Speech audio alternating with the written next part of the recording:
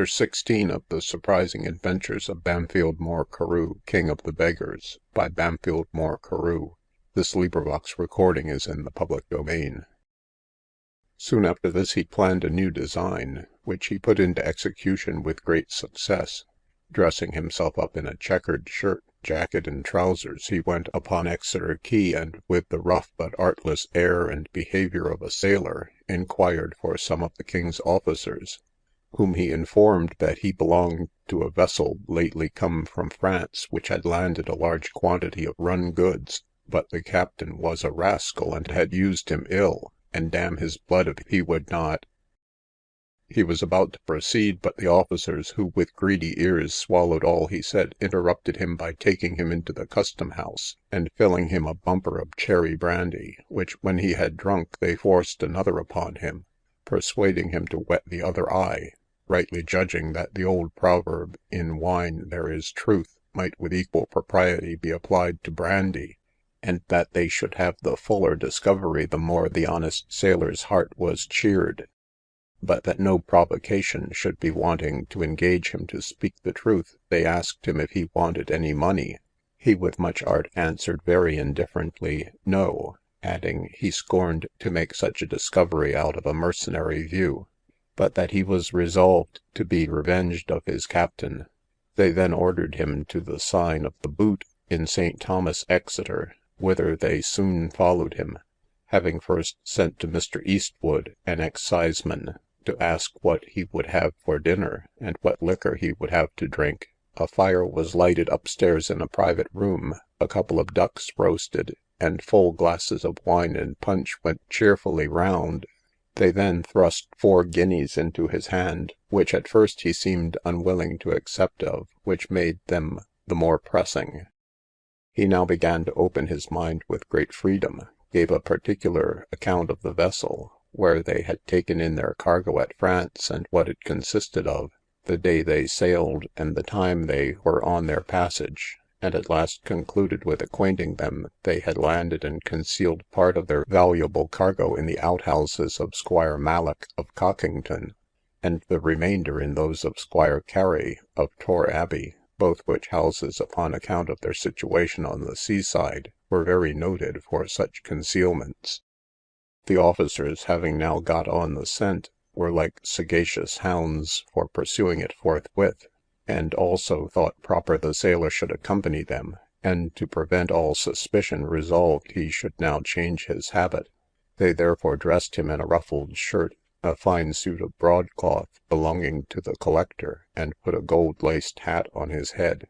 Then mounting him on a fine black mare, away they rode together, being in all 7 or 8 of them. They that night reached Newton Bushel, and slept at the Bull. Nothing was wanting to make the night jovial. The greatest delicacies the town afforded were served up at their table. The best liquors were broached for them, and music with its enlivening charms crowned the banquet. The officers' hearts were quite open and cheerful, as they already enjoyed in imagination all the booty they were to seize on the morrow. Thinking they could not do enough for the honest sailor, they inquired if he knew any thing of accounts, promising, if he did, to get him a place in the customs. In the morning, after a good hearty breakfast, they set forward for Tor Abbey, and being arrived in Tor Town, they demanded the constable's assistance, who was with the utmost reluctance prevailed on to accompany them in making this search, Squire Gary being a gentleman so universally beloved by the whole parish, to which he always behaved as a father, that every one was very backward in doing anything to give him the least uneasiness.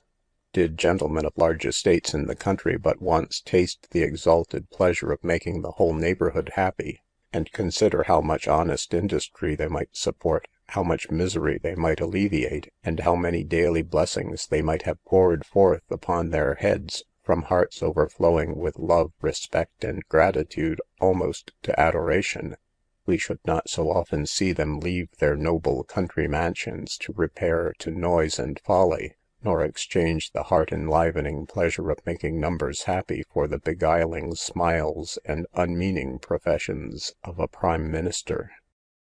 Being come to the house, they all dismounted, and the collector desired the sailor to hold his horse, but he replied he would rather go round the garden, and meet them on the other side of the house, to prevent anything from being conveyed away, and that it would be proper he should be present to show the particular place where everything was deposited. This appeared quite right to the collector. He therefore contented himself with fastening his horse to the garden rails, and proceeded with the rest of the officers in great form to search the dog kennel, coal house, dove house, stables, and all other suspicious places, expecting every minute to see the informing sailor, who by this time had nearly got back to Newton Bushel, having turned his horse's head that way as soon as he was out of sight of the collector. He stopped at the Bull, where they had been the preceding night, and drank a bottle of wine, then ordering a handsome dinner to be got ready for his company, whom he said he had left behind, because his business called him with urgent haste to Exeter. He clapped his spurs to his horse, and did not stop till he reached that city, where he put up at the Oxford Inn, then kept by Mr. Buckstone, to whom both himself and friends were well known. He acquainted Mr. Buckstone that he was now reformed, and lived at home with his friends, and spent the night very jovially, calling for the best of everything. In the morning he desired Mr. Buckstone to do him the favour of lending him a couple of guineas till he could receive some of a merchant in the city upon whom he had a bill, for the merchant was gone out of town. As Mr. Buckstone had a mare in his custody worth 10 or 12 pounds, he made no scruple of doing it, and soon after Mr. Carew thought proper to change his quarters without bidding the landlord good bye, leaving the mare to discharge the reckoning and the loan he had borrowed. He repaired immediately to a house of usual resort for his community, where he pulls off the fine clothes the collector had lent him, and rigged himself again in a jacket and trousers. Then setting out for Topsham, about 3 miles from the city of Exeter, he there executed the same stratagem upon Mr. Carter and the other officers there, informing them also of some great concealments at Sir Coppleston Bampfylde's house at Poltimore, for which they rewarded him with a good treat and a couple of guineas.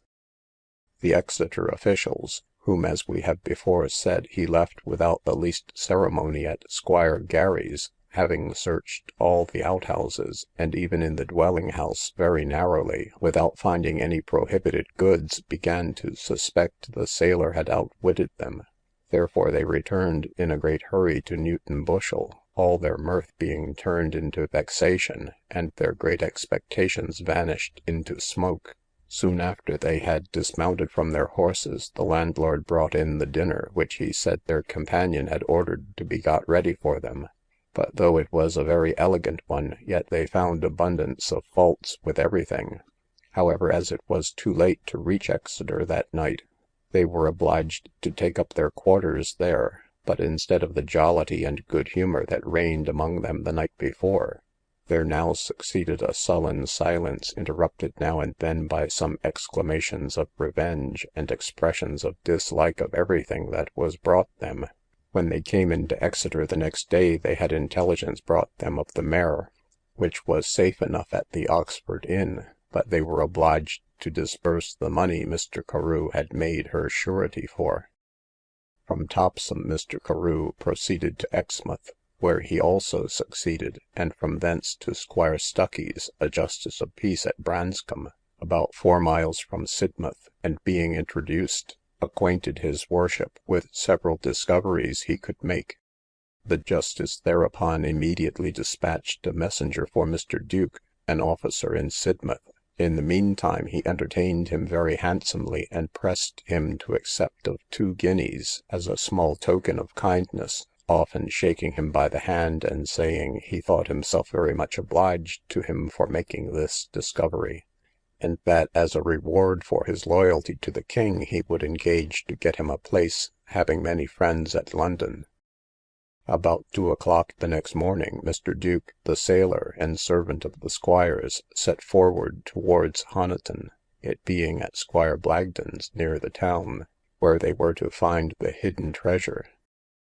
Mr. Carew was mounted on a good horse of Justice Stuckey's, and while the officer and servant were very busy in searching the outhouses and stables, Mr. Carew gave them the slip, and posted away to Honiton, and took some refreshment at the Three Lions, then leaving the justice's horse to answer for it, hasted away to Lyme in Dorsetshire, where he applied to Mr. Jordan, the collector of the place, whom he sent upon the same errand some miles off to Colonel Brown's at Frampton.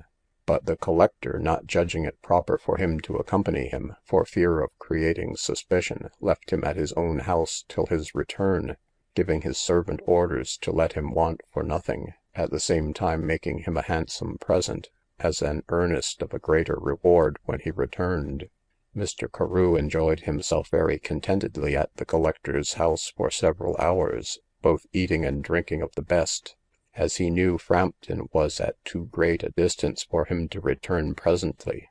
But he prudently weighed his anchor when he thought the collector might be on his return, and steered his course towards Weymouth, where he made his application to the collector, and after being handsomely treated, and a present given to him, sent the officers to Squire Grove's, near White Street, and Squire Barber's, on the Chase, both in Wiltshire. And as soon as they were gone, he set out for Poole, and sent the collector and officers of that place to Sir Edward Booby's, who lived in the road between Salisbury and Hendon. They gave him 2 guineas in hand, and a promise of more upon their return with the booty. In the mean time they recommended him to an inn, and gave orders that he should have anything the house afforded, and they would make satisfaction for it. But this adventure had like not to have ended so well for him as the former, for being laid down upon a bed to nap, having drunk too freely, he heard some people drinking and talking in the next room of the great confusion there was in all the seaports in the west of England, occasioned by a trick put on the king's officers by one Bampfylde Carew, and that this news was brought to Poole by a Devonshire gentleman who accidentally came that way. Mr. Carew, hearing this, rightly judged Poole was no proper place to make a longer stay in. He therefore instantly rose, and by the help of a back door got into a garden, and with much difficulty climbed over the wall belonging thereto, and made the best of his way to Christchurch in Hampshire. Here he assumed the character of a shipwrecked seaman, and raised considerable contributions. Coming to Ringwood, he inquired of the health of Sir Thomas Hobbes, a gentleman in that neighbourhood, who was a person of great hospitality. He was told that some of the mendicant order having abused his benevolence in taking away a pair of boots after he had received a handsome present from him, it had so far prejudiced Sir Thomas that he did not exercise the same hospitality as formerly. This greatly surprised and concerned Mr. Carew, that any of his subjects should be guilty of so ungrateful an action. He was resolved therefore to inquire strictly into it, that if he could find out the offender he might inflict a deserved punishment upon him, and therefore resolved to pay a visit to Sir Thomas the next morning, hoping he should get some light into the affair. When he came to the house it was pretty early in the day, and Sir Thomas had not come out of his chamber. However, he sent up his pass as a shipwrecked seaman, by one of the servants, who presently returned with 50 as he had been always wont to receive a large present from Sir Thomas whenever he had applied to him. He thought there was some unfair practice at the bottom. He therefore asked the footman for a copper of ale to drink the family's health, hoping Sir Thomas might come down by that time. The servant pretended to be in so great a hurry that he could not attend to draw any, but he was of too humane a nature to permit the poor sailor to suffer by his hurry, so gave him a shilling out of his own pocket to drink at the next public house. This extraordinary generosity of the footman increased Mr. Carew's suspicion. He therefore kept loitering about the door, and often looking up at the window, in hopes of seeing Sir Thomas, which accordingly happened, for at length he flung up the sash, and accosted him in a free familiar manner, calling him Brother Tar, and told him he was very sorry for his misfortunes, and that he had sent him a piece of money to assist in his journey towards Bristol. Heaven bless your honour, replied he, for the 50 your honour sent me. Upon which Sir Thomas ran down in his morning gown, and with great passion seized the footman by the throat, and asked him what he had given the sailor. The fellow was struck dumb with this, and indeed there was no need for his tongue on the present occasion, as his looks, and the trembling of his limbs, sufficiently declared his guilt. However, he at last owned it with his tongue, and excused himself by saying he knew there was an ill use made of the large bounties his honour gave. Sir Thomas, enraged at the insolence of his servant, bestowed upon him the discipline of the horsewhip, for his great care and integrity in not seeing his bounty abused, adding, he now saw by whose villainy he had lost his boots. He then made the footman return the whole guinea to the sailor, and discharged him from any further service in his family. Upon which Mr. Carew took his leave with great thankfulness, and went his way, highly pleased with his good success in this adventure.